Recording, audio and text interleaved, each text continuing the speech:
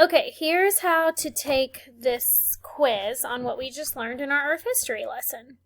You click the link, and then first you look at the picture, and you say, what is this a picture of? Earth, planet, or equator?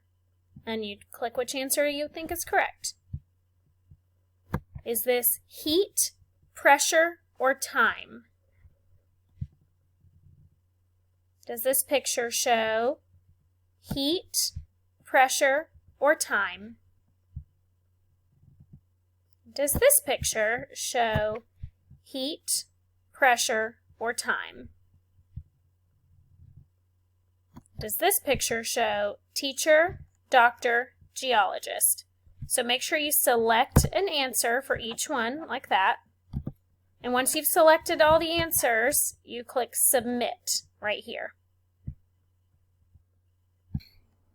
And after you click submit, then you need to go back to your slides and finish working.